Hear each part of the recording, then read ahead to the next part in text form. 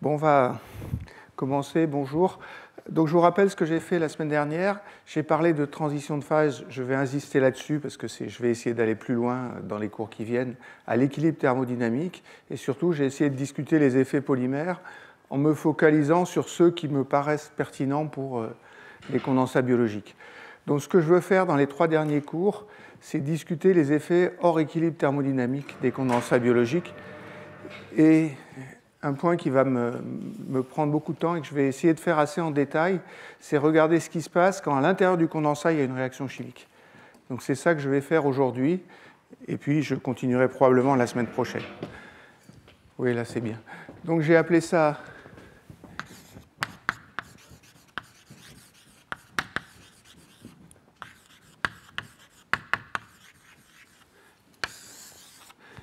émulsion active. Alors je ne vais pas traiter le problème de façon générale, et je ne suis pas sûr d'être capable de le traiter de façon générale.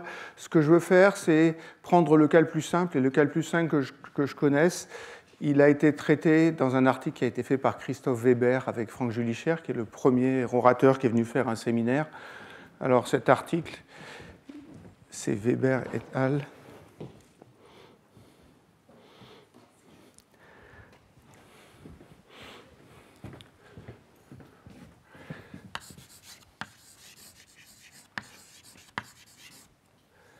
Reports on Progress in Physics. «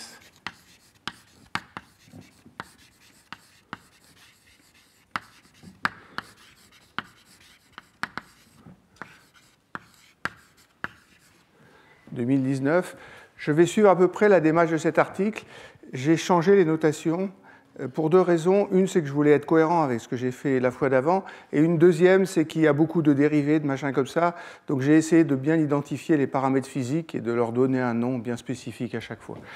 Alors ces gens-là, et j'avoue que je ne le connaissais pas, c'est Christophe Weber qui me l'a donné le jour où il est venu, ont écrit un article plus récent où il traite par exemple plusieurs réactions chimiques à l'intérieur du même condensat avec des approximations qui sont un peu différentes. L'approximation la plus simple qui est ici permet de voir déjà pas mal d'effets et je pense que ça suffira pour le cours. Donc ce deuxième, c'est Bauermann.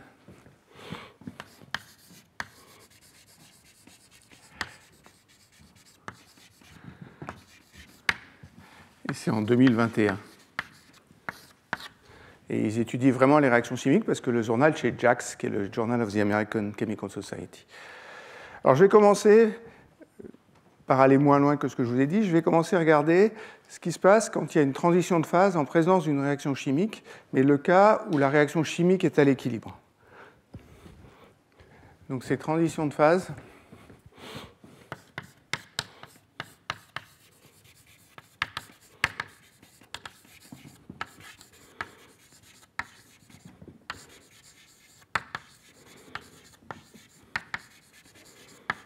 une réaction chimique à l'équilibre thermodynamique.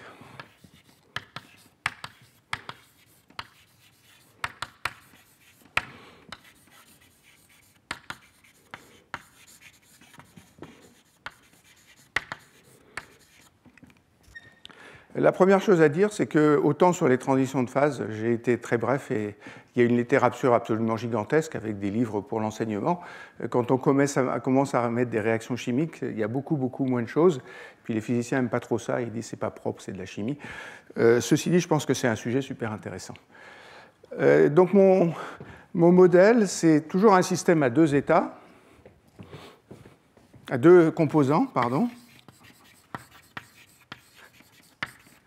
que je vais appeler A et B, comme j'avais appelé A et B. Mais il y a une réaction chimique qui transforme A en B et B en A.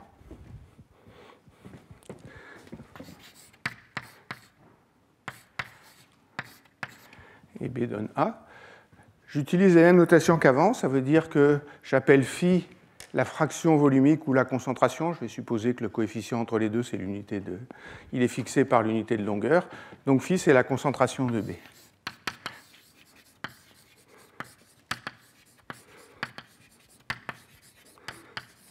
Bon, c'est à peu près ce qu'on peut faire de plus simple comme réaction chimique. J'insiste sur le fait que les résultats ne sont pas tout à fait généraux et qu'il y a des résultats un peu plus généraux dans cet article-là. Donc je vais reprendre exactement la même approche. Je pars de l'énergie libre de Flory.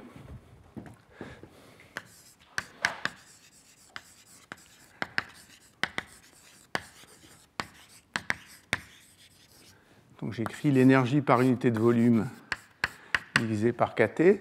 J'ai deux termes d'entropie, phi log phi plus 1 moins phi log de A moins phi. Alors je considère que les constituants sont des petites molécules. Je ne traite pas les effets polymères. C'est un domaine en soi, les réactions chimiques avec les polymères, qui lui aussi a tout à fait son intérêt. Après, il y a le terme d'interaction, plus chi phi 1 moins phi. Et puis, je vais être obligé de rajouter quelque chose. Ce que je vous ai dit, c'est que quand j'écrivais cette énergie-là, j'écrivais une énergie de mélange où j'avais retranché l'énergie des composants purs.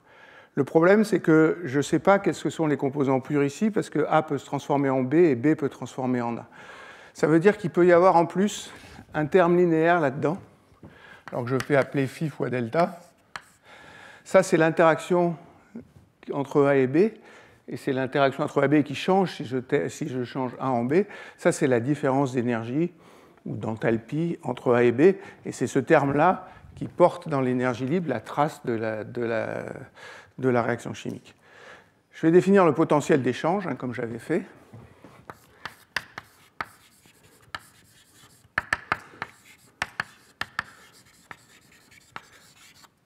Juste pour vous montrer quelque chose. Donc c'est mu qui est égal à df sur dφ, et j'ai écrit mu sur kT.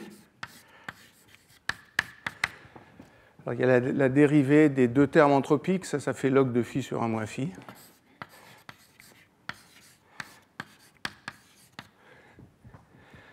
Il y a la dérivée du terme d'interaction, ça c'est plus chi fois 1 moins 2 phi. Et puis il y a delta.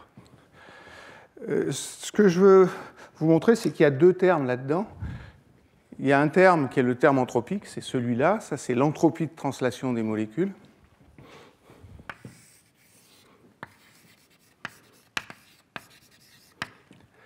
Et ça, je vais l'appeler E de phi.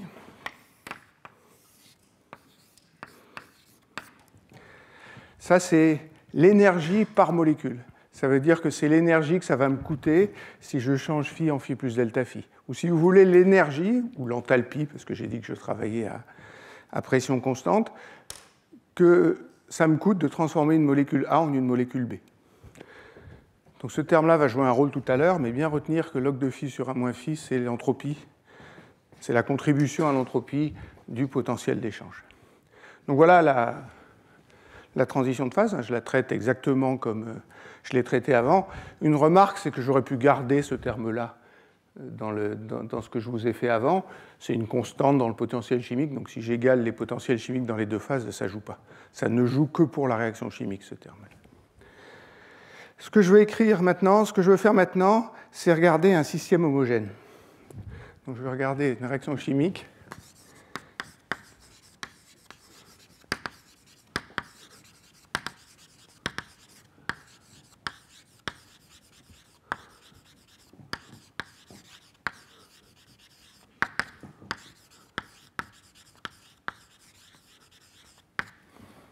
C'est-à-dire que je suppose que phi ne dépend pas du point et une constante dans l'espace. Donc c'est ainsi une solution avec une concentration et une fraction volumique constante.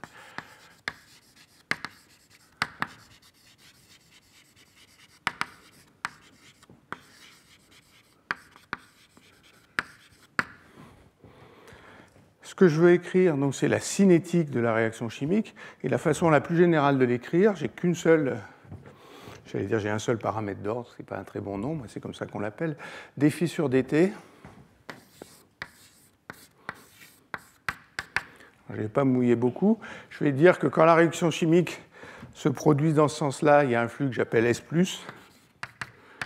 et S-. S+, c'est le nombre le changement par unité de temps dû à la réaction qui va de la gauche vers la droite, et S-, c'est le changement par unité de temps de la réaction qui va dans l'autre sens. L'idée naïve, c'est de dire ben, je peux prendre un peu ce que je veux pour S plus de phi à 1 moins de phi, ça va dépendre des détails de la réaction chimique, mais je veux qu'elle soit à l'équilibre thermodynamique. Et si elle est à l'équilibre thermodynamique, il faut que cette réaction respecte ce qu'on appelle le bilan détaillé.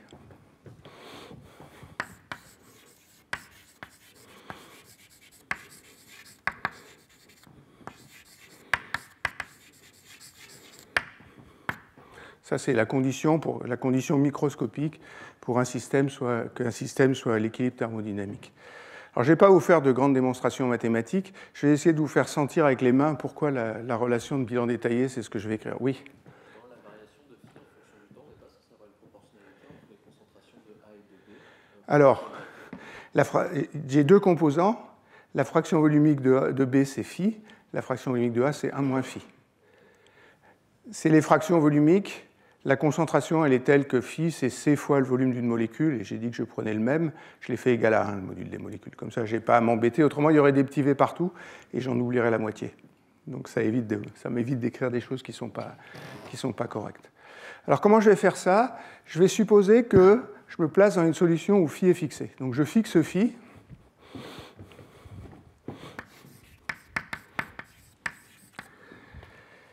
Et puis, au lieu d'écrire les flux, je vais faire quelque chose qui est peut-être ce que vous auriez fait naturellement. Je vais dire qu'il y a des taux de réaction. Donc, il y a un taux K+,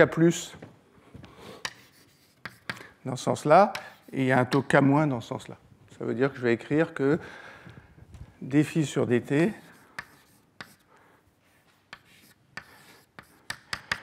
c'est K+ fois la concentration de la fraction volumique en A, donc c'est 1 moins phi.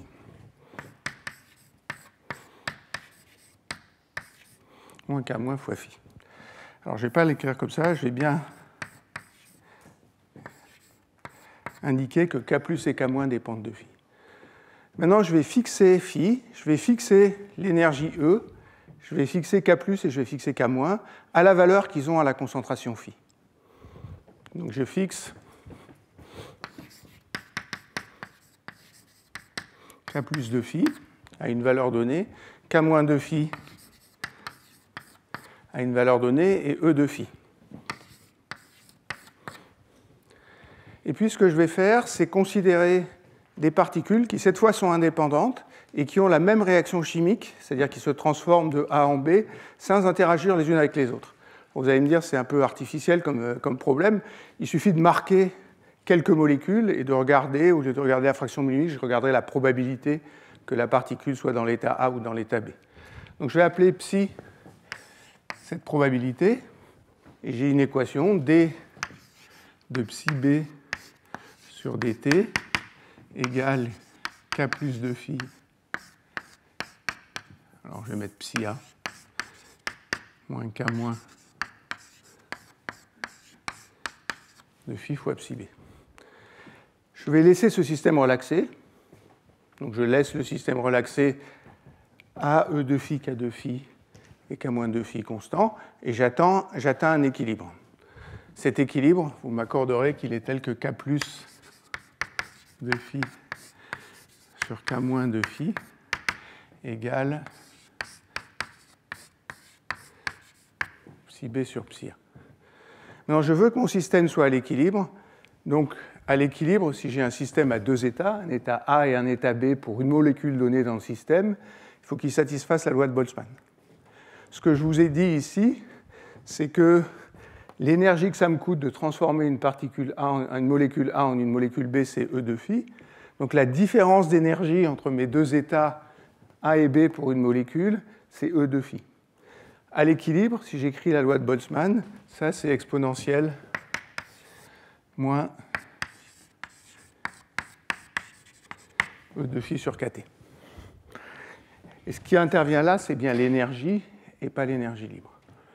Ça veut dire que mon K de phi et mon E de phi, pour que chaque molécule soit à l'équilibre, il doit satisfaire ça. Ça, c'est bien ma condition microscopique sur les molécules individuelles. Et maintenant, je vais l'écrire de façon générale. Alors, je vais réécrire simplement cette relation-là. Donc, dφ sur dt. Alors, je vais mettre K plus fois 1 moins phi en facteur.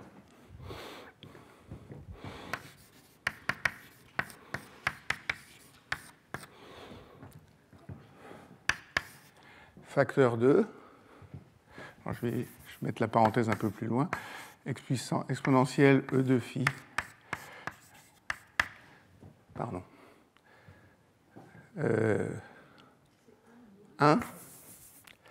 1 plus phi moins phi sur 1 moins phi, exponentielle E de phi sur kt.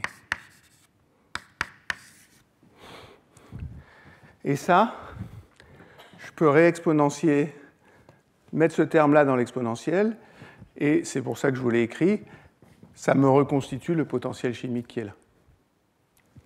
Donc ça, c'est simplement... Alors je vais sortir exponentielle mu maintenant. Hein. Donc c'est k plus de phi 1 moins phi. Là, j'ai exponentielle mu. Donc je vais avoir exponentielle moins mu sur kt moins 1. Le point qui est important, c'est que les deux coefficients de la réaction ne sont pas indépendants. À partir du moment où j'impose que mon système doit atteindre l'équilibre thermodynamique, les deux coefficients sont reliés par la loi de Boltzmann. Et sur les flux, ça c'est K+, ça c'est K-, ça veut dire que ça c'est S+, et ça c'est S-.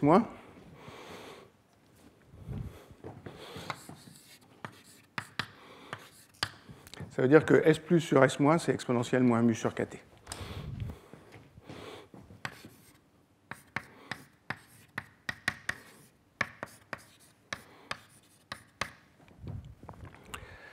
Alors, ce n'est pas écrit dans le bon sens, je vais l'écrire d'une autre façon pour ne pas traîner. Alors, j'ai oublié le exponentiel mu.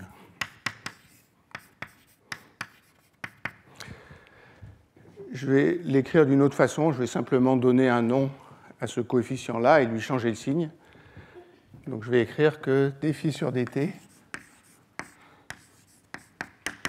c'est moins lambda c, qui va être ma constante chimique, qui dépend de phi.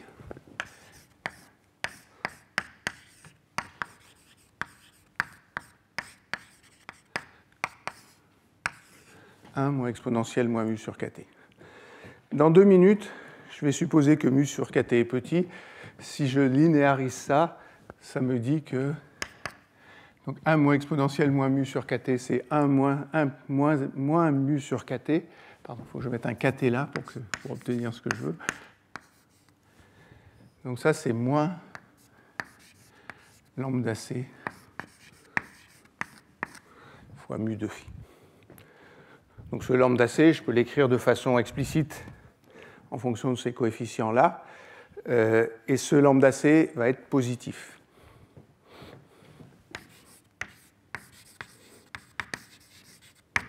Alors on peut voir qu'il est positif parce que mes taux doivent être positifs.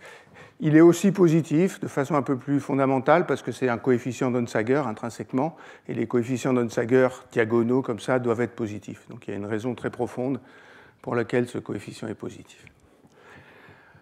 Donc voilà la réaction chimique. Voilà le potentiel chimique du système. Ce que je veux faire maintenant, c'est regarder quels sont les états d'équilibre de ce système-là. Et alors je vais le faire en supposant que la concentration phi ou la fraction volumique phi dépend du point où je me retrouve. Alors ce que je vais appeler décomposition spinodale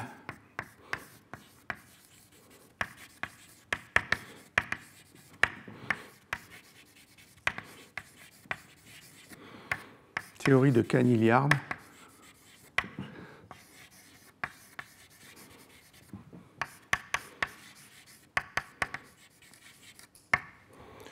Je vais faire 2 commentaires. D'abord que Kahn est un de mes plus grands héros scientifiques. C'est vraiment un type pour qui j'ai une admiration sans borne, que j'ai failli rencontrer. Une fois, j'ai été dans son labo, et puis il n'était pas là, j'ai fait mon séminaire.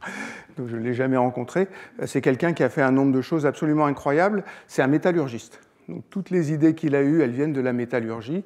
Et tout ce qu'il a fait sur la décomposition spinodale, le mouillage, etc., c'est même des idées qui viennent de la métallurgie. Donc maintenant, je veux écrire l'énergie d'un système dont la fraction volumique dépend de la position. Alors, ce n'est pas l'énergie libre, hein, c'est la même chose qu'avant. c'est l'enthalpie libre. J'ai dit que j'écrivais une enthalpie libre par unité de volume. J'ai un terme qui est F de phi. Ça, c'est ce que j'avais pour un système homogène. Et puis après, je vais écrire que ça doit dépendre aussi non seulement de phi, mais des gradients de phi. Le terme le plus simple que je peux écrire pour respecter les symétries du problème, c'est un terme en gradient phi au carré.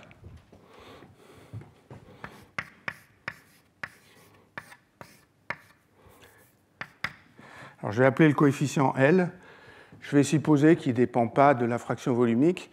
Peut-être dans le dernier cours, je vous dirai des choses qui se passent. S'il dépend de la fraction volumique, ça ne change pas grand-chose, donc il n'y a pas de raison que je me complique la vie. Et puis, tout le monde met un facteur 1,5.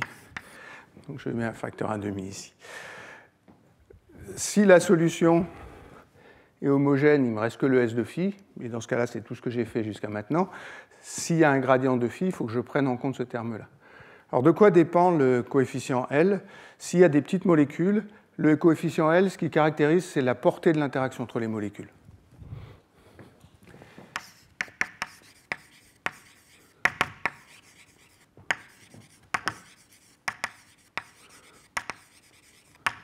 Alors, je ne vais pas le faire, mais on peut faire un modèle extrêmement simple qui exprime ce coefficient L en fonction du potentiel d'interaction entre les molécules. C'est une intégrale du potentiel d'interaction entre les molécules.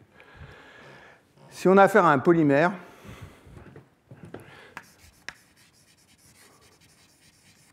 alors un polymère, c'est des petites molécules qui sont connectées entre elles.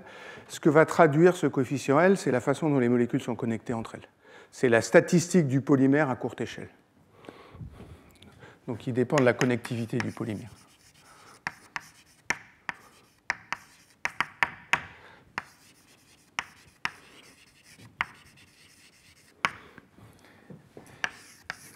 Et je vais supposer que L est positif. Alors, si c'est un polymère et que ça dépend de la connectivité, c'est acquis. Si c'est des petites molécules, il faut que le potentiel soit attractif. Il faut qu'il y ait une composante attractive du potentiel d'interaction.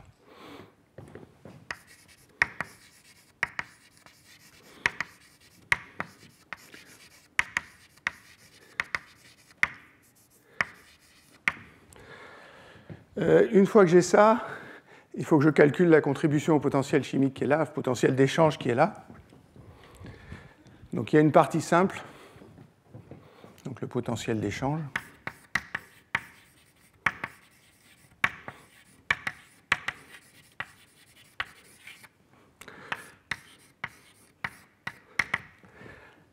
Je vais écrire un premier terme qui est celui-là. Et je vais l'appeler mu0. Mu0, c'est la partie qui ne dépend que de la concentration elle-même. Donc ça fait mu0 de phi.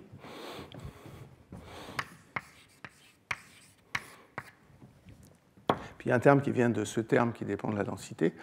Alors j'imagine qu'il y a deux types de gens dans la salle. Il y a des types de gens pour qui c'est évident d'écrire ce que je vais écrire.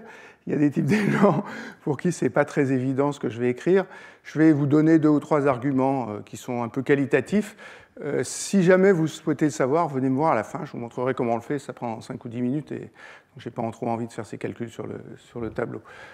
Il y a un moins L fois le gradient carré de phi. La bonne façon de le faire, c'est de changer phi en phi plus delta phi, de regarder ce que ça donne et d'intégrer par partie. Ça, c'est la méthode pour le faire. Un autre argument, c'est que ça ressemble à l'action en fonction du Lagrangien en mécanique classique. Et ça, c'est ce qu'on obtient à partir des équations d'Euler-Lagrange. Ça s'appelle la dérivée fonctionnelle de G par rapport à phi.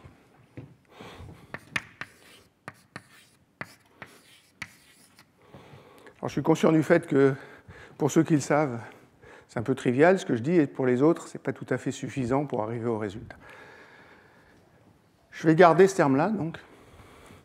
Et puis, maintenant, ce que je veux faire, c'est écrire mon équation de conservation, celle-là, dφ sur dt égale, où est-ce qu'elle est? Elle est là, mais quand la concentration n'est pas homogène. Donc, je vais faire, pour écrire que la concentration n'est pas homogène, je vais dire que les gradients de potentiel chimique, ils créent un courant, et je vais faire ce que j'ai fait dans les cours précédents. Donc, je vais écrire que dφ sur dt égale moins divergence d'un courant, et puis le terme de réaction chimique, alors je vais l'écrire comme ça, je peux l'écrire complètement d'ailleurs au début.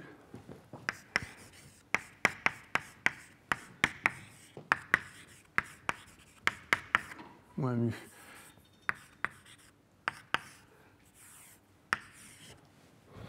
Et puis il faut que j'écrive le courant. Donc j'écris le courant comme j'avais fait, j'écris une relation linéaire entre le flux et le gradient du potentiel chimique. J'écris que J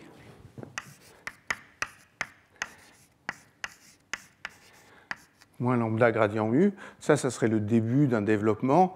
Les molécules, elles ont envie d'aller à l'endroit où le potentiel chimique est le plus bas. C'est pour ça qu'il y a un signe moins. Ça, c'est ce qu'on appelle la mobilité, ou la mobilité par unité de volume, si vous voulez. Et c'est positif, autrement le système est instable.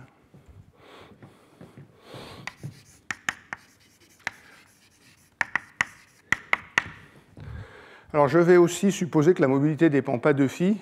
Ce n'est pas très essentiel, et en plus ça ne change absolument rien dans le calcul que je vais faire. Ça va me permettre de l'écrire de façon plus compacte, mais à la fin, le calcul est exactement le même. Donc ça me dit que dφ sur dt égale lambda, la divergence du gradient, c'est le Laplacien. Et puis je vais développer celui-là à petit potentiel chimique, donc moins lambda c fois mu. J'insiste que mu dépend de phi. Il dépend de phi et de gradient de phi. Et phi dépend de r. Donc mu va dépendre de la position. Et comme j'avais fait quand j'ai étudié le problème de Lifshitz-Chorzów, je vais essayer de regarder mu en fonction de la position. Donc c'est ça ma stratégie. Ce que je veux, c'est regarder les états stationnaires.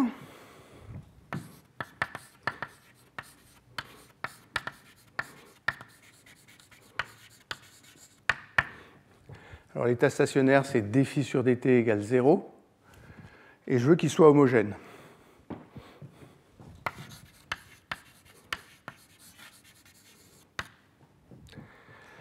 Dire que mu homogène, c'est dire que phi est constant. Si phi est constant, mu est constant. Donc le Laplacien de mu, c'est 0. Donc il ne me reste que ce terme-là. Comme celui-là est 0, ce terme-là est aussi 0. Donc il faut que 1 soit égal à exponentielle moins mu sur kt. Donc il faut que mu soit égal à 0.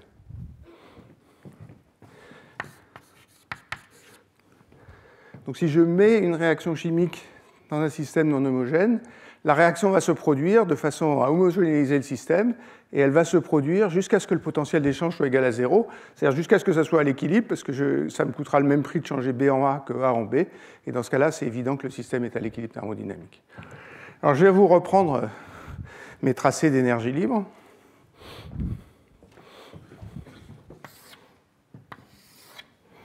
Donc mon énergie libre, elle était comme ça.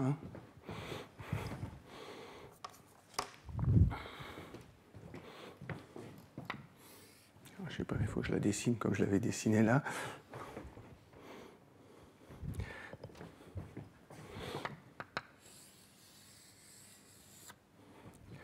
Elle était comme ça. Je vous rappelle que je trouvais les deux phases à l'équilibre quand il n'y a pas de réaction chimique en traçant la construction de la double tangente.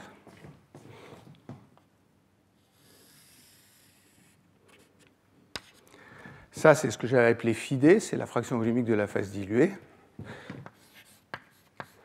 Et ça, c'est ce que j'avais appelé phi c, c'est la fraction volumique de la phase concentrée. C'est le même tracé que ce que j'avais fait avant. La seule différence, c'est que j'ai rajouté mon terme en delta phi.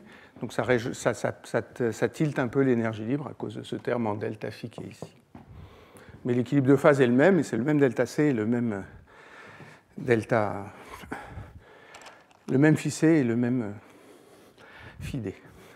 Ce que je vous dis là, c'est qu'en présence de la réaction chimique, il faut que mu soit égal à 0. Les mu, donc si phi est constant, mu c'est mu 0. Donc ça veut dire que df sur dφ égale 0. Donc j'ai soit un minimum, soit un maximum de l'énergie libre. Vous m'accorderez que le maximum va être instable, je vais vous le montrer dans 2 minutes si vous voulez. Donc ça veut dire qu'il n'y a que 2 positions possibles, ici ou au minimum ici. Qui plus est, on a envie que l'énergie libre soit minimale. Donc ça veut dire que quoi que je fasse, le système va se mettre à cette concentration phi0 qui est le minimum de l'énergie libre. Ça veut dire que la réaction chimique, elle impose que le potentiel d'échange est égal à 0, elle impose le potentiel d'échange, il n'y a qu'une seule valeur possible, sauf si par un heureux hasard de symétrie, ces deux points-là sont à la même hauteur. Dans ce cas-là, il y a deux états possibles, il peut y avoir une interface entre les deux états. Un système complètement symétrique, alors je vous en ai montré avec des systèmes de Terré et des choses comme ça, c'est quand même extrêmement rare. Donc dans à peu près tous les cas réalistes, le système se met à cette concentration phi0, il reste à cette concentration phi0, il n'y en a qu'une. Je vous montrerai tout à l'heure que celle-là est instable aussi. Donc voilà ce que fait la réaction chimique.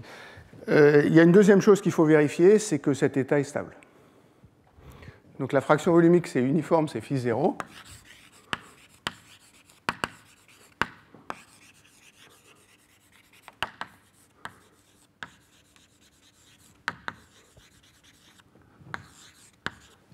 Donc maintenant, je vais écrire que phi de R, c'est phi0 plus quelque chose de petit, donc phi égale phi0 plus delta phi.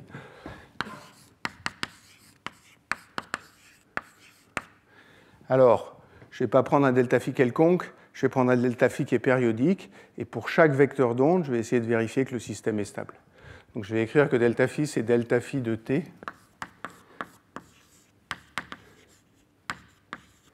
exponentielle IQR, où Q est un vecteur d'onde. Donc je prends une onde comme ça, et je vais regarder si l'amplitude de l'onde, delta phi de t, augmente ou diminue. Alors, l'équation pour delta phi de t, c'est... Où est-ce qu'elle est? Elle est là. Alors, ça fait d delta phi sur dt égale lambda gradient carré. J'ai mu0,2. Donc j'ai le premier terme, c'est mu0,2 phi. Mais je change phi en phi0 plus delta phi. Le terme mu0, il ne compte pas parce que c'est lui qui me donne l'état stable.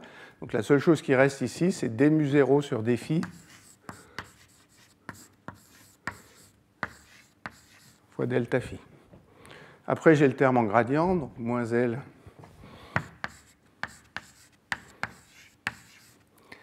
gradient carré delta phi.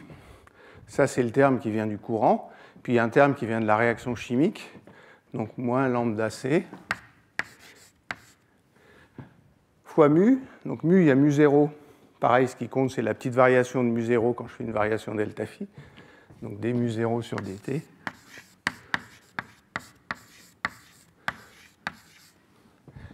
Moins L gradient carré delta phi. Ça, c'est une équation linéaire en delta phi. Sous cette forme-là, elle est un peu compliquée parce qu'il y a un gradient, il y a un gradient à la puissance 4.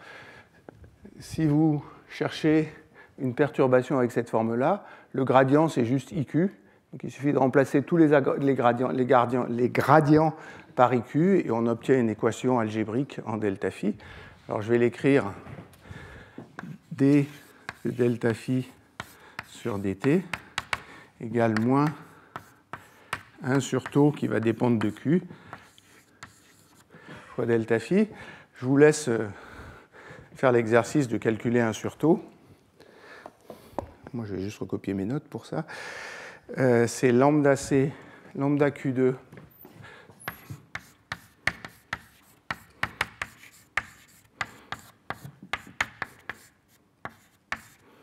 plus lambda CL, je crois. Non, lambda Q2 plus lambda C.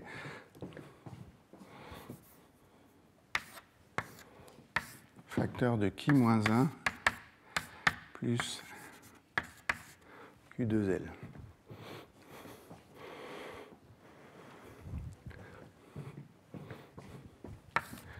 Si je l'écris comme ça, tau, c'est un temps de relaxation. Donc si le temps de relaxation est positif, la perturbation relaxe vers 0.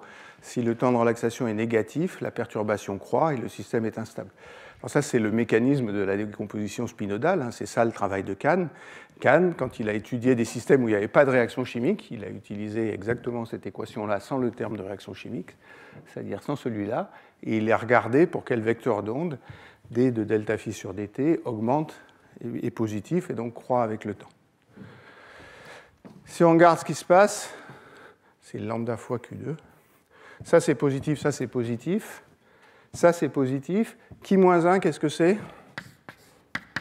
C'est d de mu 0 sur d phi pour phi égale phi 0.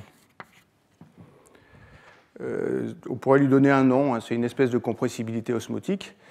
Maintenant, si vous regardez mon dessin, mu 0, c'est df sur d phi.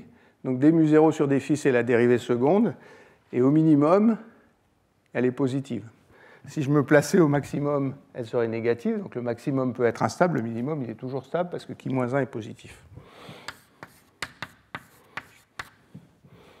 Donc ça veut dire que la réaction chimique, elle impose le système d'aller au minimum de l'énergie libre, et le minimum de l'énergie libre est stable, donc il n'y a pas de transition de phase.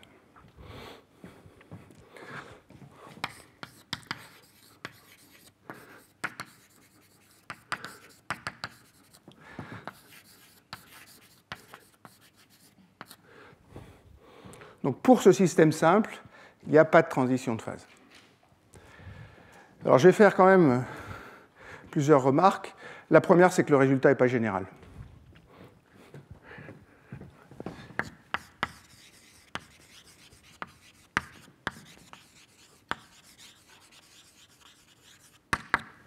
Alors pourquoi il n'est pas général? Parce qu'une réaction chimique, si je l'écris comme ça m'impose une contrainte. La contrainte, c'est que je transforme tous les A en B et tous les B en A. Donc la somme A plus B, elle doit être constante, quoi que je fasse. Si j'ai un système à plus de composants que 2, il peut y avoir moins de contraintes que de variables. Et s'il y a moins de contraintes que de variables, il va rester une transition de phase. Donc la bonne stratégie, c'est de regarder toutes les variables du système, toutes les fractions volumiques possibles, de regarder combien de contraintes expriment les réactions chimiques. Si vous voulez, je suis en train de modifier la règle des phases de Gibbs, et en prenant le système le plus simple, je l'ai modifié d'une telle façon que la réaction chimique tue la transition de phase. C'est pour ça que je vous ai cité l'article de Boerman, là, le récent, parce que là-dedans, il traite le problème général, et il vous montre comment on construit, la transition de phase quand elle peut exister. Il y a le cas où il y a 2 minima à l'énergie libre.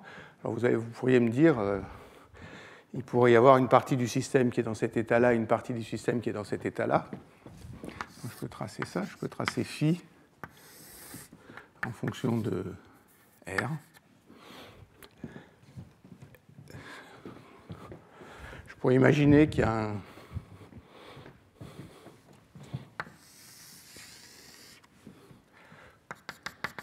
Ou ça, c'est ce que j'appelle phi 0, qui est celui que j'ai marqué ici, puis il y a un minimum ici qui est à phi 1. Et ça serait phi 1. Donc on peut chercher une solution comme ça, avec 2 minima dans l'énergie. Il faut la chercher de façon intelligente, c'est-à-dire il faut regarder si le front peut bouger ou pas.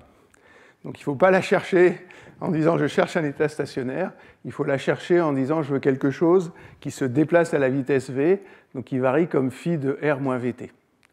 Si vous cherchez ça, vous trouvez une solution, et quand vous imposez les conditions limites, ça vous donne la vitesse, et la vitesse n'est pas nulle, sauf si les deux phases sont à la même fraction volumique.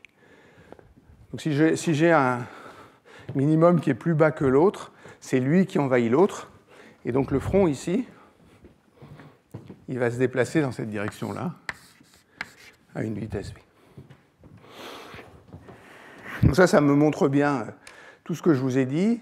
C'est qu'au minimum parce que le maximum est instable, et s'il y a un minimum qui est plus profond que l'autre, l'interface entre les deux n'est pas stable, il se déplace jusqu'à l'infini dans cette direction-là. Donc ce problème de la réaction chimique à l'équilibre thermodynamique, il n'est pas vraiment intéressant parce que ce que ça me fait, c'est une solution homogène, et avec une solution homogène, j'ai absolument aucun moyen de faire un condensat biologique. Donc maintenant, ce qu'il faut que je fasse, c'est que je regarde une réaction chimique hors équilibre.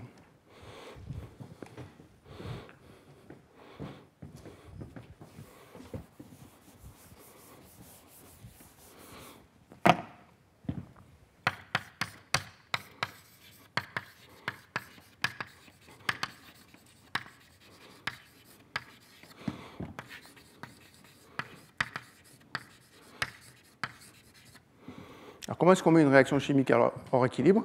Moi je le sais parce qu'on a appris ça ensemble avec Hervé Turlier. on a essayé plein de trucs, et à la fin, on trouvait toujours l'équilibre. Donc la façon dont on testait ça, c'est qu'on essayait d'écrire le théorème de fluctuation-dissipation, on regardait les fluctuations dues à la réaction, on la déplaçait un petit peu, et on regardait si c'était la même chose, et pendant longtemps, tout ce qu'on faisait nous ramenait à un théorème de fluctuation-dissipation, on n'avait pas mis la réaction hors équilibre. Donc la bonne façon de mettre une réaction à l'équilibre, hors équilibre,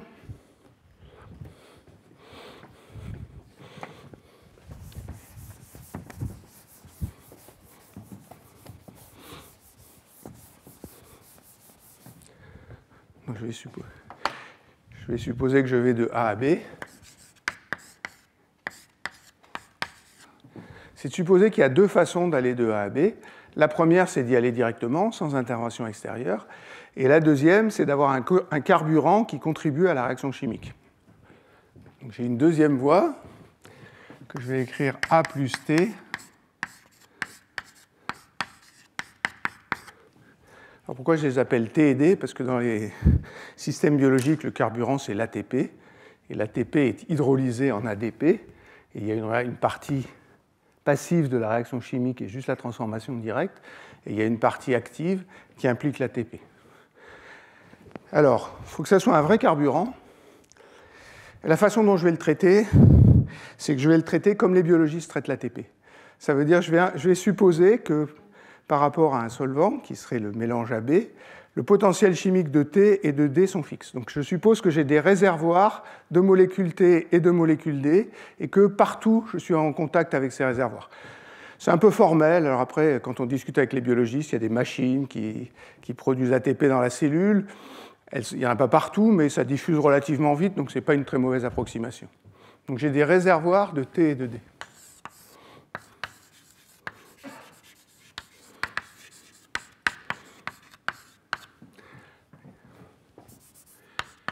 Ça veut dire donc les potentiels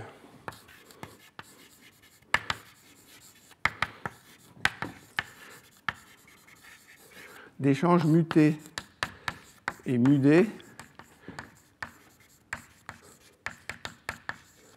sont fixés. Qui plus est, je veux que ça soit un carburant et je veux qu'il aide la réaction chimique. Donc s'il aide la réaction chimique, il faut que je mette quelque chose dont le potentiel chimique est plus élevé de ce côté-là que de ce côté-là. Et ça va me pousser la réaction chimique vers la droite. Si je le fais dans l'autre sens, ça va aider la réaction chimique à aller à l'envers et je n'aurai rien gagné. Donc je veux que mu-T soit plus grand que mu-D.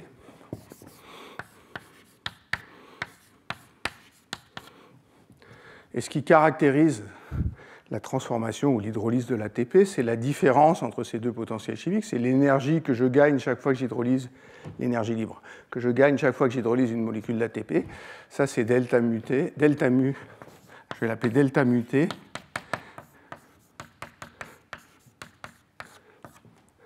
Alors je le fais à l'envers de ce que je devrais faire, parce que d'habitude, on met la valeur finale moins la valeur initiale. Ici, je mets la valeur initiale moins la valeur finale, parce que je veux une quantité positive et que je veux que mu-T soit plus grand que mu-D. Et ça peut être grand. Pour l'ATP, dans les conditions normales d'une cellule, c'est 25 kT, cette histoire-là. Donc c'est beaucoup plus grand que l'excitation thermique. Donc voilà une première chose. Et puis, je vais simplifier les choses au maximum. Donc je vais supposer que les concentrations en T et D sont très petites, ou les fractions volumiques.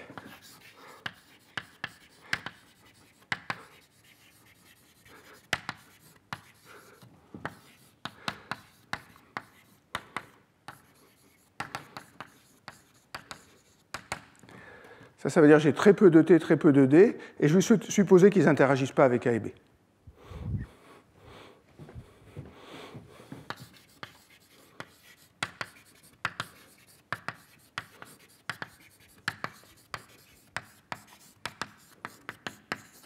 Ce que ça veut dire, ça, c'est que pour A et B, je peux garder la même densité d'énergie libre que j'avais là, donc je suis en train de simplifier le problème au maximum. On pourrait les prendre en compte, ça nous ferait des choses un peu plus compliquées, et ça ne nous apprendrait rien, donc on va faire ça. Oui. Cette relation entre mu-T et mu-D, c'est quelque chose qui est aussi vérifié quand on regarde les cellules, ou au contraire, il y a des régions avec plus de Alors, mu-D parce que l'ATP favorise l'ATP. Ça, c'est une question que j'ai posée à plein de biologistes. Alors, je ne sais pas s'il y en a, ils vont peut-être me crever les yeux, mais la première réponse est oui. Puis après, la deuxième question, c'est oui, mais alors il y a les ATP synthase qui produisent de l'ATP à tel endroit dans la cellule, et si on est à côté de cette machine-là, il y en aura forcément plus. Et ils répondent bien évidemment. Donc ça veut dire que la concentration en ATP, elle n'est peut-être pas complètement homogène, elle fluctue un peu, mais ce n'est pas un effet dramatique. Ça diffuse très vite, hein, c'est une petite molécule. Pas tout à fait aussi petite que l'eau, mais ça diffuse très très vite. Je choque personne en disant ça. Donc voilà ce que je veux faire. Je veux prendre en compte ces deux réactions. 1 et 2.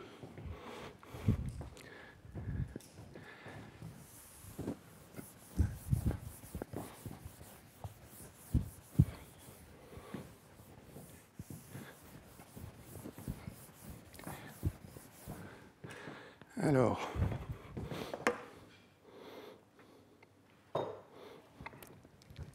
donc je vais écrire les mêmes, je vais me placer d'abord dans un système homogène, et je vais écrire les mêmes relations que ce que j'ai écrit quand il y avait une seule relation. Donc je vais écrire qu'ici, il y a un facteur S1+, un flux S1+, qui va dans cette direction. Ici, un flux S1-, ici, un flux S2-, ici, un flux S2+. Vous m'accorderez que cette relation, elle était à l'équilibre thermodynamique, elle reste à l'équilibre thermodynamique. Ça veut dire que S1+, sur S1-, c'est exponentielle moins mu sur kT.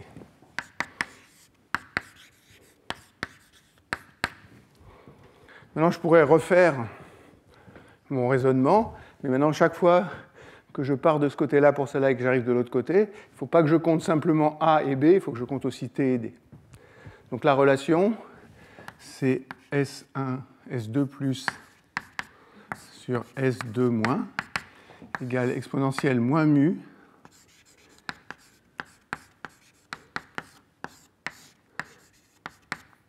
moins delta muté sur kT.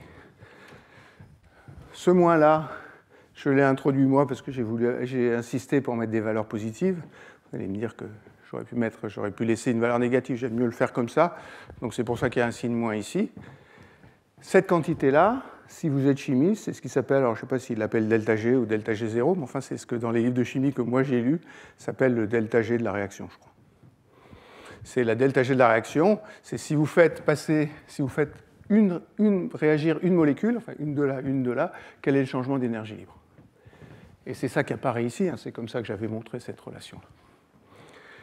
Donc maintenant, je vais regarder le bilan détaillé, c'est ça qui va me dire si le système est à l'équilibre thermodynamique. Donc je vais écrire S+ sur S-. Ça, c'est S1+ plus S2+ sur S1- plus S2-.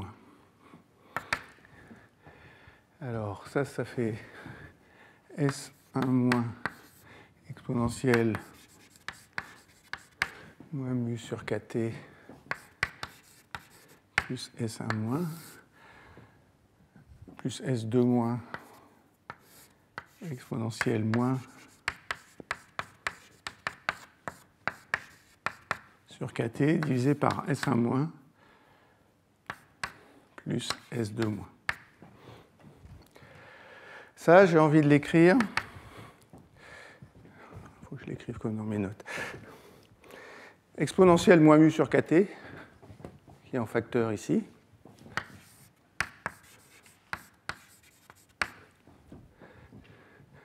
Facteur de 1, plus quelque chose que je vais appeler oméga de phi. Facteur de 1 oméga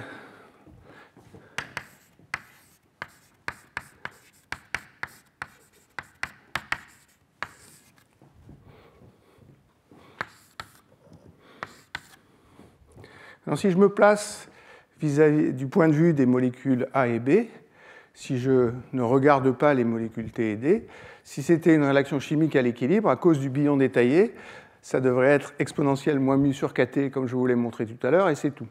Et vous voyez que là, j'ai exponentielle moins mu sur kT, facteur de 1 plus quelque chose. Alors, le quelque chose qui est là, c'est S1- oméga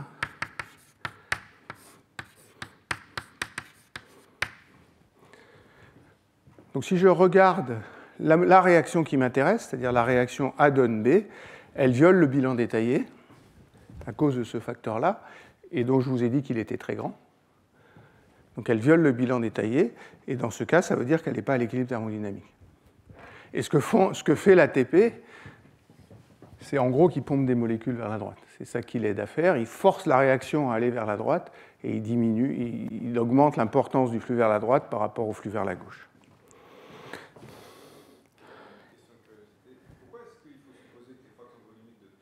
Pourquoi est-ce que Parce qu'autrement, il faudrait que je prenne en compte les interactions entre T et A, T et B, et des choses comme ça. C'est ça que je n'ai pas envie de prendre en compte. Dans la cellule, c'est vrai. Hein. Alors l'ADP, c'est ridicule, c'est 10-6 molaires. L'ATP, c'est 10-3 molaires, qui n'est pas forcément petit, mais... Et mon but, c'est d'essayer de faire quelque chose de simple. Mais la raison profonde, c'est que je ne veux pas qu'ils interviennent dans les interactions. Donc maintenant, c'est ça que je veux utiliser. Donc je vais faire exactement la même chose que tout à l'heure. Donc je vais écrire dφ sur dt.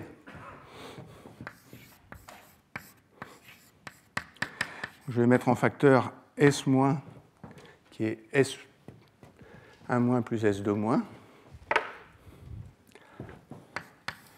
Facteur de E puissance moins mu sur kt. S- moins 1 plus E puissance moins mu sur kt, facteur de 1, plus oméga de phi,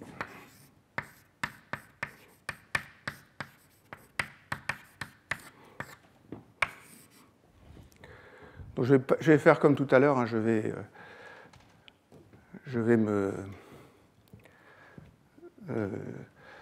développer à mu petit, et puis je vais changer les notations pour arriver à quelque chose de simple. Donc j'aurai quelque chose qui sera moins lambda c de phi fois mu. Ça, c'est ce que j'avais pour la relation à l'équilibre. Et puis je vais écrire le deuxième terme plus kt lambda bar c. Ça, c'est le terme hors d'équilibre. Exponentielle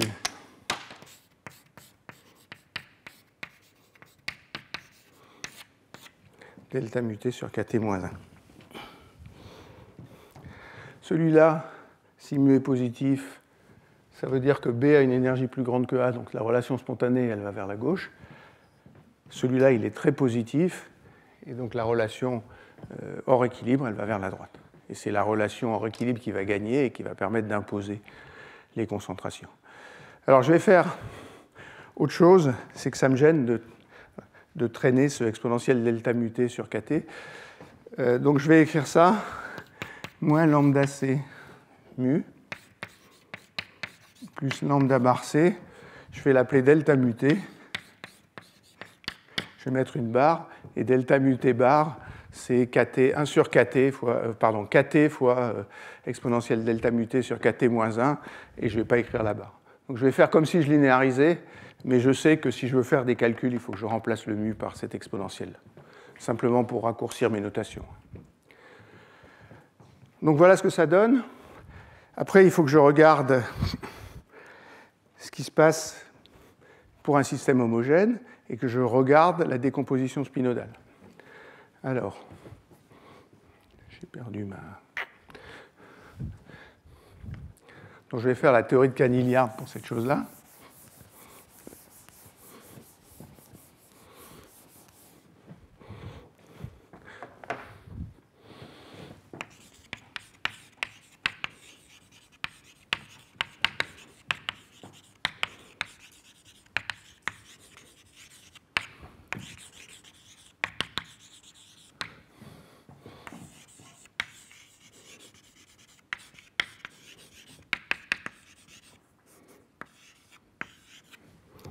Donc j'ai deux contributions. J'ai la contribution de la réaction chimique, et puis j'ai la contribution de ce que j'ai envie d'appeler la diffusion, qui est le courant qui est proportionnel au gradient du potentiel chimique. Donc je vais écrire que dφ sur dt égale moins lambda Alors je vais l'écrire une fois proprement. C'est moins gradient de lambda gradient mu. Je vais supposer que lambda est constant. Comme je disais, ça ne va pas me faire d'approximation dramatique, ça va me simplifier la vie, et donc je ne perds aucun effet physique en faisant ça, croyez-moi. Et puis après, il y a les termes qui viennent de là. Là-dedans, il y a encore des gradients. Hein. Alors, je ne sais pas si c'est encore écrit quelque chose, quelque part, mais il y a celui-là. Donc il y a moins lambda. Où est-ce que c'est ? Moins lambda bar C, L, gradient carré phi. Donc ça, c'est les termes où il y a des gradients. Puis après, il y a tout un tas de termes où il n'y a pas de gradient que je vais appeler S de phi. Où S de phi, c'est moins lambda C mu 0 de phi plus lambda bar C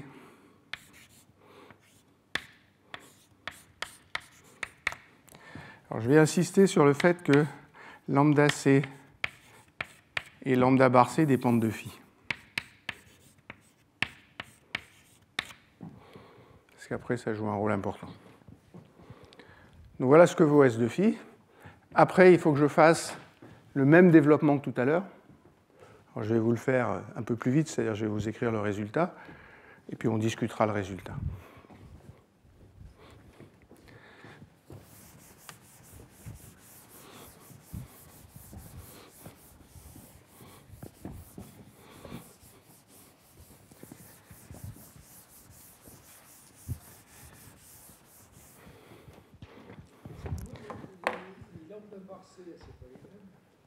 Alors le lambda bar pardon, c'est lambda C, pas lambda bar C. Il faut que je fasse attention aux signes, c'est ça que tu es en train de me dire. Je vais être flemmard, je vais regarder dans mes notes.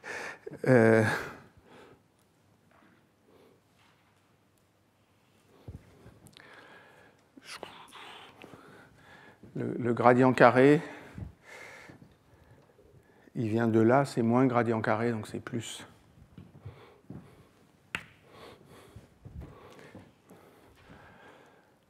OK ?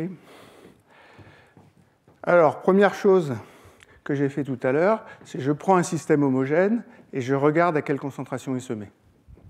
Donc un système homogène.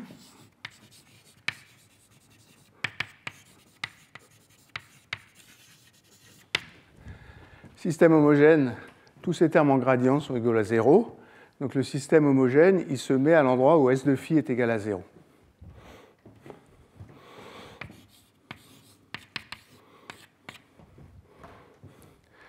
S de phi égale 0, ça me dit que tout ça est égal à 0, donc ça veut dire que mu 0 de phi égale lambda bar C, ça dépendant de phi, fois delta muté. Donc on a le même résultat que tout à l'heure, mais la réaction chimique n'impose pas un potentiel chimique nul, elle impose un potentiel chimique qui est proportionnel à delta muté. Donc en ajoutant de l'activité, j'ai changé le potentiel chimique de la réaction chimique. Maintenant, il dépend de phi. Et ça va permettre d'avoir un équilibre de phase. Donc après, il faut faire la linéarisation que j'ai faite tout à l'heure. Alors, je ne vais pas la faire. Je vous laisse ça à faire en exercice. Je vous écris juste le résultat. Donc j'écris que D. Donc j'écris que phi égale, je vais appeler phi 0 cette valeur-là, plus delta phi, et j'ai D de delta phi de Q et de T sur dt égale moins 1 sur tout Q, delta phi. Donc je calcule à nouveau le temps de relaxation. Il faut prendre cette équation-là et remplacer tous les gradients par Q2, et on obtient le temps de relaxation. Alors, le temps de relaxation, je vais écrire le taux parce que c'est 1 sur taux.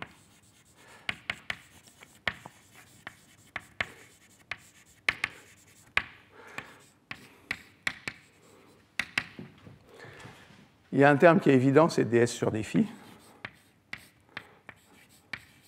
après, il y a les termes qui ressemblent à ceux que j'avais tout à l'heure. Alors, moins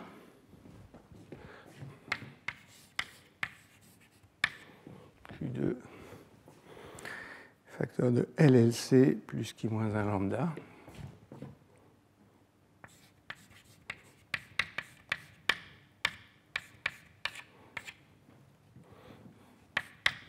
Plus lambda Q2, non, plus Q4L.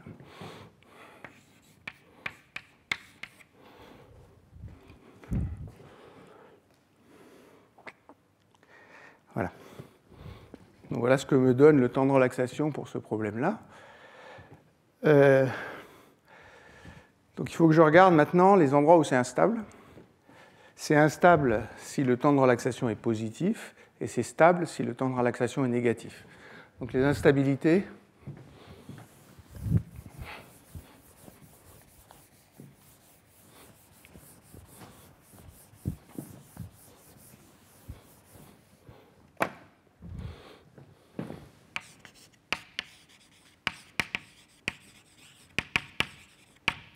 c'est taux de Q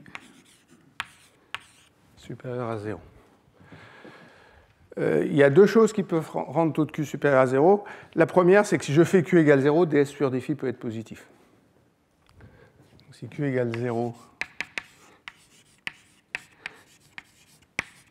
ça c'est une instabilité macroscopique du système.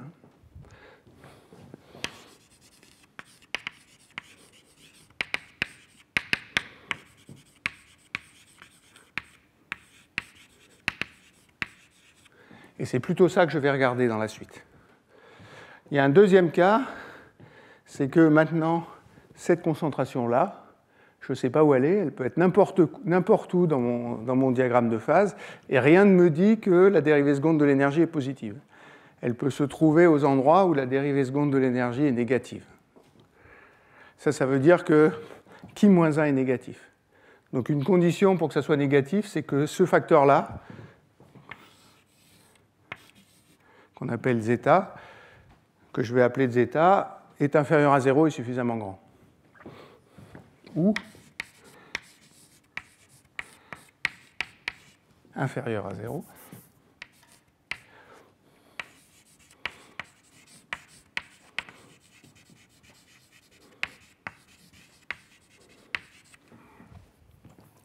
C'est un cas intéressant parce que la valeur où le taux sera le plus négatif va arriver à Q fini dans ce cas-là. Ce n'est pas discuté dans les articles que j'ai vus, et j'avoue que je ne me suis pas attaché à faire cette discussion-là. Ce qu'ils disent, c'est que ça va faire ce qu'on appelle des mésophases.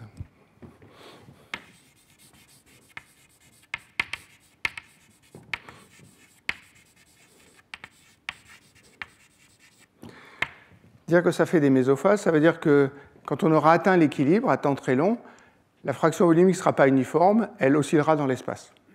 Après, dans un espace à 3 dimensions, il y a plein de façons d'osciller, c'est des structures cristallines qui vont se former spontanément, c'est des choses qui sont bien connues avec toutes les formes de surfactants qu'on connaît. Ils disent dans les articles que ce régime-là n'est pas très intéressant. J'en suis pas aussi sûr que ça, parce que si ça fait des objets de taille finie, qui ont à peu près la taille des condensats qu'on est en train de chercher, peut-être qu'ils vont apparaître pour cette chose-là. Donc peut-être que là, il y a une piste à aller chercher pour voir ce que peuvent faire les condensats. Je vais mettre un point d'interrogation. En gros, ce que je suis en train de vous dire, c'est que si je vous dis que c'est comme les surfactants et que ça peut faire des phases organisées, dans les surfactants, on a des phases où il y a des sphères bien définies et parfois même des sphères qui sont désordonnées. Pourquoi il n'y en aurait pas dans ce système-là et pourquoi ça ne s'amènerait pas au condensat? Alors, ce n'est pas ce que je veux vous montrer. Ce que je vais essayer de vous montrer, c'est le cas où il y a une transition de phase qui a envie d'être macroscopique et qui ne croit pas jusqu'à l'infini. Et ça apparaît quand ds sur dφ est plus grand que 0. Donc je vais me limiter à ce cas-là. Ce que ça veut dire que ds sur dφ est plus grand que 0 à la concentration que j'ai bien définie, qui est ici, ça veut dire que lambda bar c sur lambda c croît avec phi.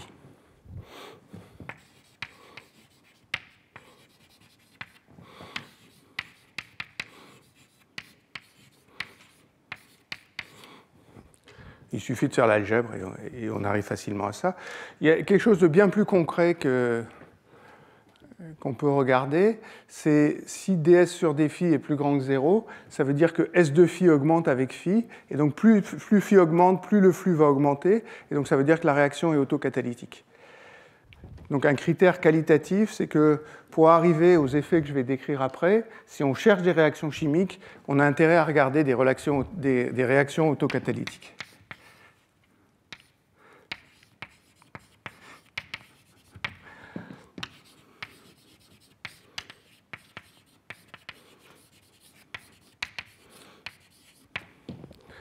Alors, je vais vous montrer déjà quelque chose qui résume tout ça.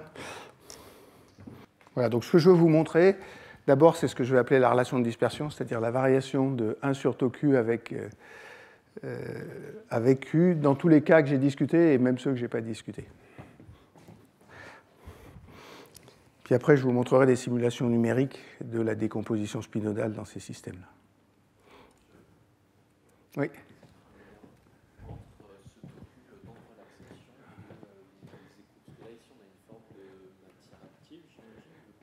Alors, c'est pour ça que j'appelle ça des émulsions actives, parce que là, j'ai une réaction chimique qui est maintenue hors équilibre. Ce qui fait que le système est hors équilibre, je l'ai dit peut-être un peu vite, c'est le fait que j'ai dit que l'ATP et l'ADP étaient en contact avec ces réservoirs, et ces réservoirs ne respectent pas l'égalité du potentiel chimique de l'ATP et de l'ADP.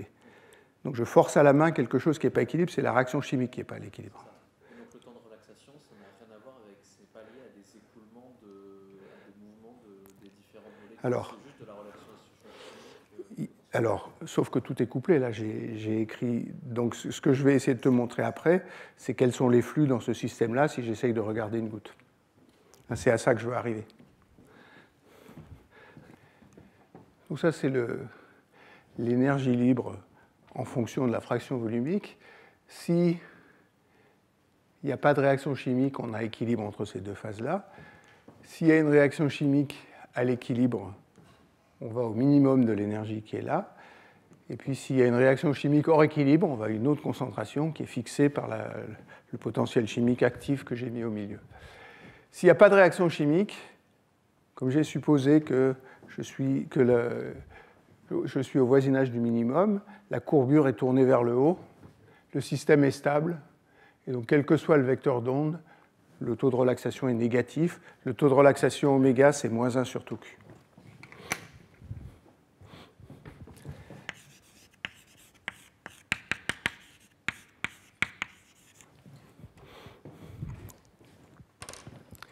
Il est négatif, mais il est nul à Q égale 0. Maintenant, si je rajoute une réaction chimique qui satisfait le bilan détaillé, je tombe sur la courbe bleue, c'est encore plus stable. Cette fois, à Q égale 0, c'est stable. Et puis le taux de relaxation est toujours négatif, donc les fluctuations relaxent plus. Maintenant, si je brise le bilan détaillé, à condition que je ne sois pas dans cette situation-là qu'ils ont exclue à la main à un moment, quand S', qui est ds sur dφ, est inférieur à 0, c'est encore plus stable. Et quand S' est positif, il y a toute une région de vecteurs d'onde ici qui est instable. Ça veut dire que le système va se séparer en deux phases.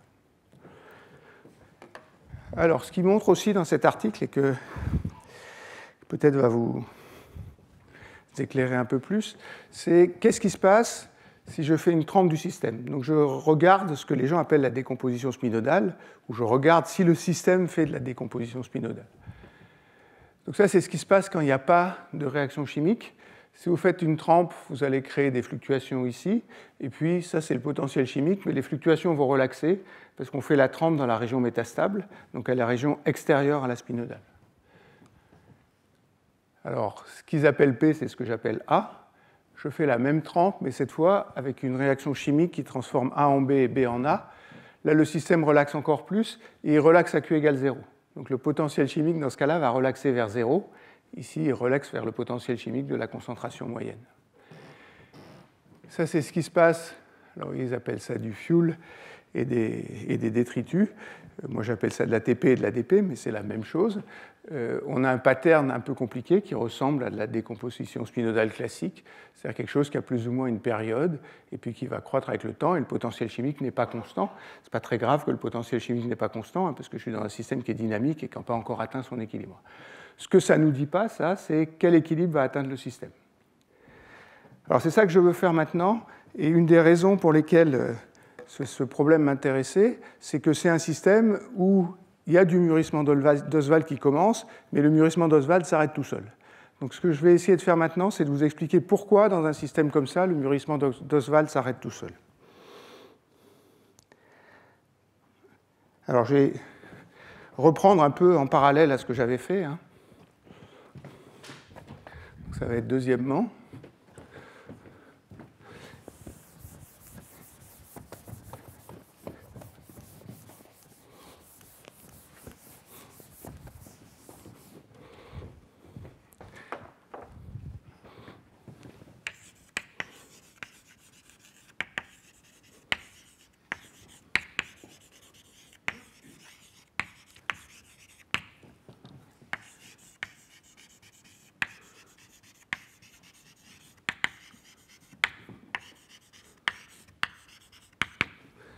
Croissance d'une goutte dans un milieu infini.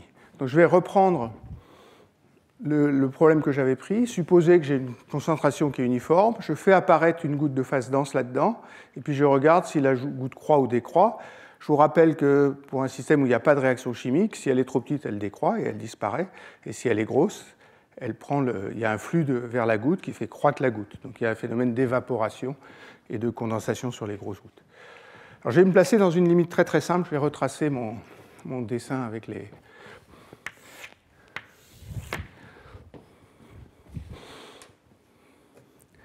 avec mon énergie libre. J'ai mes deux phases à l'équilibre ici. Ça c'est phi C. Ça c'est phi D. Puis ce que je veux faire, c'est regarder un système où la réaction chimique n'a pas d'effet trop fort. Donc les phases que je forme, en gros, elles vont avoir les concentrations phi C et phi D. Donc je vais traiter un cas où la réaction chimique est une perturbation par rapport au fait que le système a une transition de phase.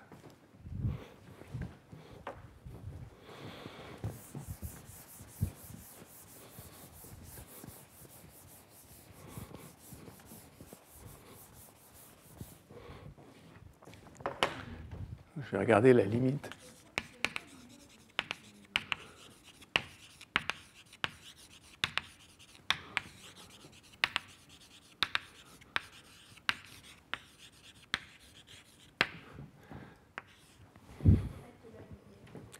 Il faut mettre de la lumière en haut. Est-ce que vous pouvez mettre de la lumière en haut? Ou remonter un peu l'écran peut-être? Il est parti. Bon, je vais essayer d'écrire plus bas.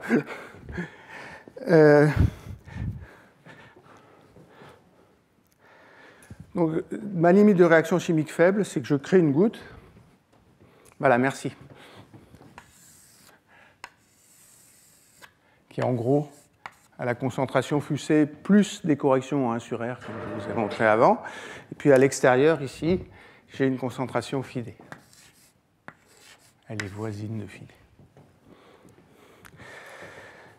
D. Alors, ce que je vais faire, c'est que je vais reprendre ces équations-là et je vais faire L égale 0. Il n'y a pas d'effet spectaculaire associé à L, donc je vous dirai à la fin, il suffit de changer les paramètres à la fin. Donc je vais faire L égale 0. Ça veut dire que j'oublie les termes en gradient dans l'énergie libre pour ça. Donc mon équation, c'est dφ sur dt égale lambda plus S de phi. Ça, c'est le flux de diffusion, et ça, c'est le flux chimique. Il y a une première remarque, c'est que le flux chimique, il faut qu'il ait des signes opposés dans la phase dense et dans la phase diluée. Parce que s'il est positif dans les deux phases, tout le A va se transformer en B, et je vais finir avec quelque chose, il n'y a que du B, donc il n'y aura plus de gouttes. Et s'il est négatif dans les deux phases, tout le B va se transformer en A, et j'aurai quelque chose qui est homogène dans la phase A. Donc il faut que S de phi D et S de phi C aient des signes opposés.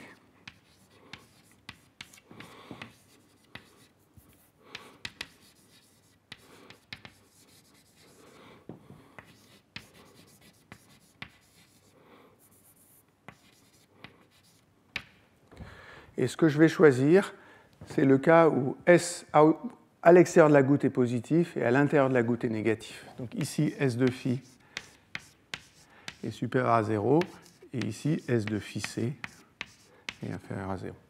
Ça, c'est une goutte qui est nourrie par l'extérieur, parce que je produis du B à l'extérieur qui va diffuser vers la goutte et faire grossir la goutte. Et puis je le détruis à l'intérieur, et l'espoir, c'est d'arriver à un état stationnaire avec ça. C'est le seul cas qui marche. C'est-à-dire, dans tous les autres cas, je ne vais pas vous les traiter, mais on n'arrive pas à un état stationnaire. Je vous montrerai ça à la fin. Alors, j'ai quelque chose qui résume un peu qualitativement ce qu'on veut faire. Donc j'ai une goutte ici de phase dense, qui est plus ou moins à la concentration phi C.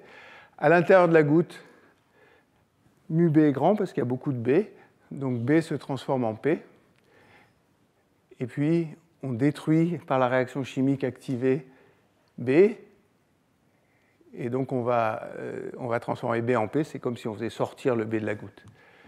À l'extérieur, à cause de mon delta muté, je transforme A en B.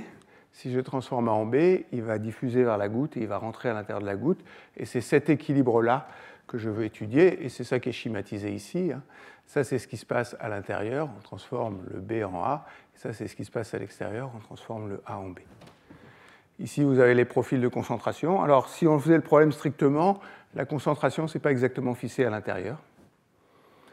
Ce n'est pas exactement phi D ici, parce que je veux avoir des gradients pour créer la diffusion. Donc, elle va avoir cette forme-là, il va y avoir un flux de diffusion comme ça. Et puis, si vous regardez la dégradation, donc je dégrade B à l'intérieur et je produis B à l'extérieur. Donc, l'effet nouveau, c'est que j'ai les contributions que j'avais, j'ai un flux de diffusion parce que la concentration décroît ici, donc le potentiel chimique décroît, et ça va me créer un flux vers la goutte. Celui-là, il existe toujours.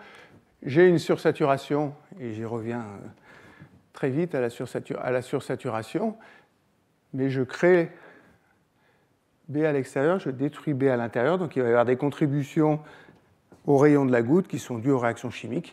Et donc ce que je veux faire, c'est rajouter ces contributions dans l'équation que j'avais de Lifshitz-Joseph et voir à quoi on arrive. Donc c'est ça la stratégie.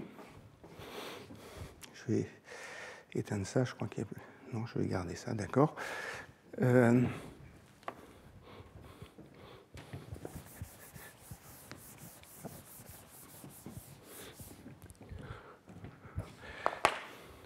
Donc la phase dense, la goutte dense,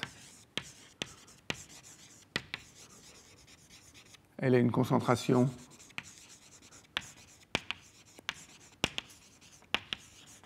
phi C. Il y a un flux chimique dans la goutte dense, S de phi C. Ça, c'est moins lambda fois le potentiel chimique à la concentration phi C. Mais le potentiel chimique à la concentration phi C, c'est plus ou moins le potentiel chimique d'équilibre.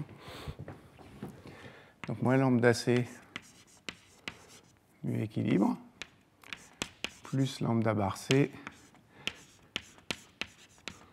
Et j'insiste que ça, c'est les valeurs phi C qui doivent être prises là. Et celui-là, que je vais appeler gamma C, il est inférieur à 0. Et puis là, je ne sais pas comment il faut appeler, je vais appeler ça la solution diluée.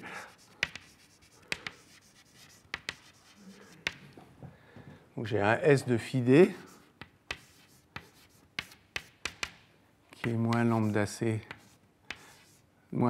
de phi D mu équilibre, plus lambda bar C de phi D.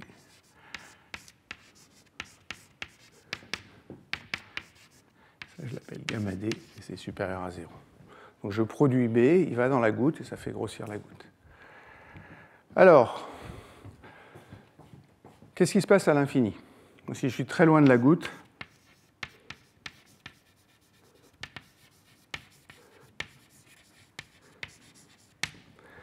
il ne peut pas y avoir de réaction chimique parce qu'autrement le niveau augmenterait de phi augmenterait. Donc très loin de la goutte, si on veut avoir un équilibre stationnaire, il faut que S de phi soit égal à 0.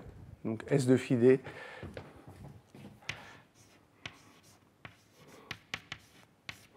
égale 0.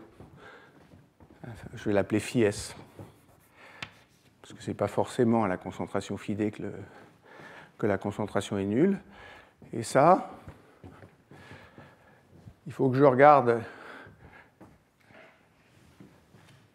le résultat qui est là. Ça me dit que mu de phi S, mu S,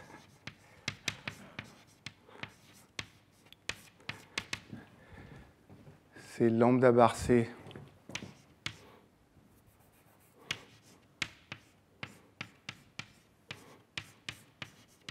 sur lambda C delta mu T. Ça me fixe la concentration loin de la goutte. Fixer la concentration loin de la goutte, c'est fixer ce que j'appelais la sursaturation. Donc la sursaturation, cette fois, elle n'est pas imposée par la trempe que j'ai faite. Si j'atteins l'équilibre, la sursaturation, elle doit être égale à la concentration dont j'ai besoin pour assurer que le potentiel chimique fasse que S de phi soit égal à 0. Donc voilà ce qui se passe très loin de la goutte. Alors ce qui m'intéresse, c'est la sursaturation.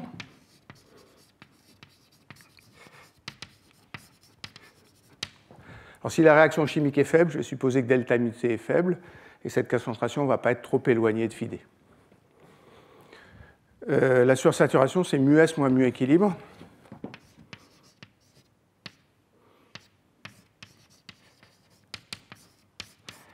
Qu'est-ce que j'avais appelé delta mu?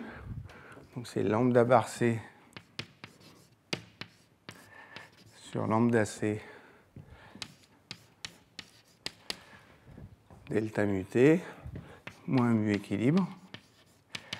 Ça, c'est lambda bar C delta mu T moins lambda C mi équilibre sur lambda C, où lambda bar C et lambda C sont calculés dans la solution. Donc, si vous regardez S de phi d, c'est moins lambda C mu équilibre plus lambda bar C delta mu T. Donc ça, c'est juste S de phi d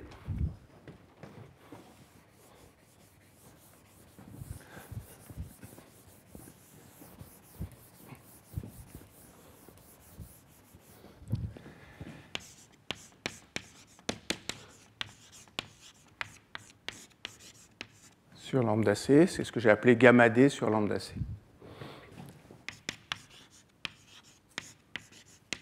Il faut bien que gamma D soit positif parce que je veux une sursaturation. Je veux une sursaturation pour qu'il y ait un flux vers la goutte. Donc je produis le B à l'extérieur et ce que m'impose la production de B, c'est la sursaturation très très loin de la goutte. Donc ça, c'est l'effet de la réaction à l'intérieur. Maintenant, je peux regarder la réaction à l'extérieur, je peux regarder la réaction à l'intérieur.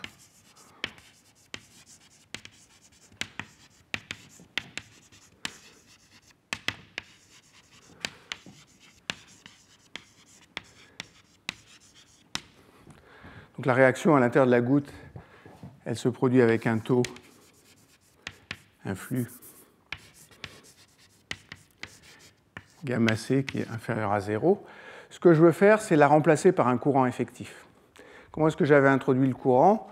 J'avais calculé D de NB sur dt, qui était le nombre de molécules B à l'intérieur de la goutte, puis j'avais divisé par 1 sur 4 pi R2, et ça, c'était moins J. Donc si je veux remplacer cet effet-là par un courant effectif, il faut que j'ai un courant de réaction ici et que je calcule dNB sur dt par la dégradation à l'intérieur de la goutte. Alors la dégradation,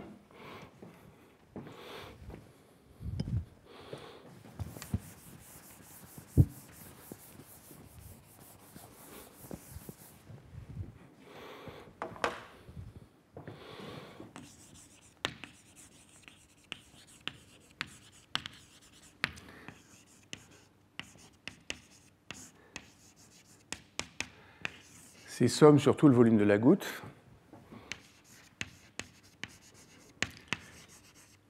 dr de gamma. Donc, si j'oublie les variations de densité à l'intérieur de la goutte, ça c'est gamma c 4 tiers de PR3. Maintenant, si je remplace ça là-dedans, ça c'est dNB sur dt, il faut que je divise par 1 sur 4 PR2 et ça va me donner le courant de réaction, le courant équivalent de réaction.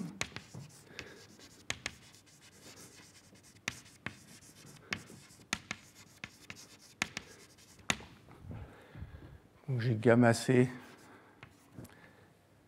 4 tiers de PR3 divisé par 4 PR2, ça fait R sur 3.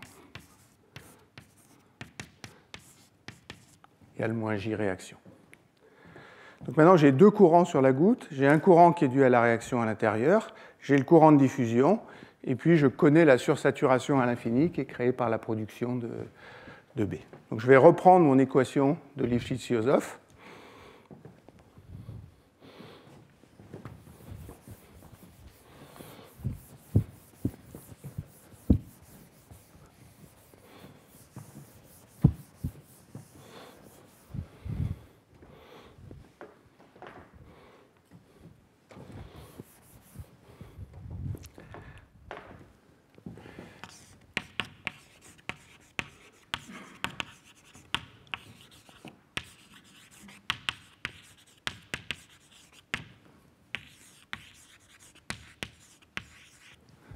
Alors, mon équation de Lifshitz-Yosov, elle me donnait la variation du rayon, dr sur dt,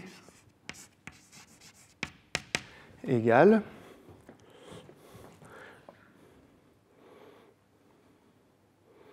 moins J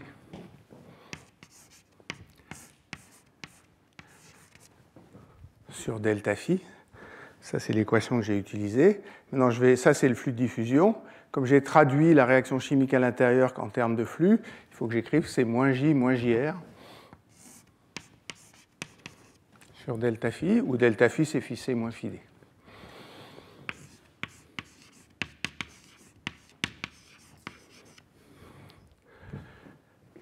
Ça va me donner une équation pour la variation du rayon de la goutte en fonction du temps, dr sur dt. Alors, il y a un facteur lambda ici, il y a un facteur delta phi carré, puis il y a 1 sur R. J'avais delta mu, delta phi, moins 2 gamma sur R.